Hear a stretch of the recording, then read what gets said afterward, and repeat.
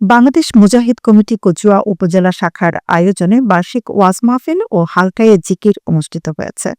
২ মে বৃহস্পতিবার বিকেল ৫টা থেকে কচুয়া ডিগ্রি কলেজ মাঠে এ আয়োজক হয়।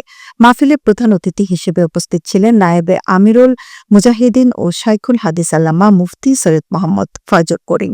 অনুষ্ঠানে বিশেষ অতিথি ছিলেন বাংলাদেশ মুজাহিদ কমিটি বাগেরহাট জেলা শাখার নায়েবে সদর মাওলানা ওমর ফারুক নুরী এবং অন্যান্য উলামায়ে কেরাম।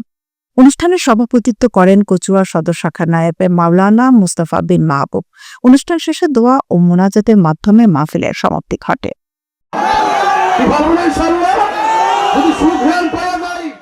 ধন্য তার কারণ আমরা বহু বছর পরে আমরা আমাদের শায়েখের মাহফিল পেয়েছি। আমরা অনেক দিন আগে আমাদের মরহুম শায়েখ রহমতুল্লাহ আলাইহির মাহফিল পেয়েছিলাম, বৃষ্টির কারণে ভালো হয়নি, কিন্তু আজকে আমরা আমাদের সেই নায়েব আমিরুল মুজাহিদিন হযরত মাওলানা সৈয়দ মোহাম্মদ ফয়জুল করিমের মাহফিল পেয়েছি। এটা আমাদের জন্য অত্যন্ত আনন্দের বিষয় এবং আমরা আশা করি আজকে হাজার হাজার মুসল্লিরা এখান থেকে তাদের রুহের খোরাক পাবে এবং ভবিষ্যতে এরকম আমরা কোচুয়ায় যেন এরকম আরও এরকম বড় বড় মাহফিল করতে পারি। আল্লাহ তাআলা যেন আমাদেরকে সেভাবে তৌফিক দান করেন।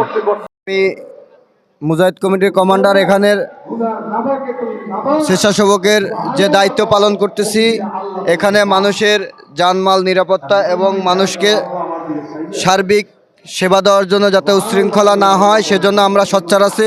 ইনশাআল্লাহ আগামী মাহফিল, প্রথম মাহফিল, আগামী মাহফিল ইনশাআল্লাহ এর থেকে আরও বেশি দায়িত্ব পালন করার চেষ্টা করবো ইনশাআল্লাহ।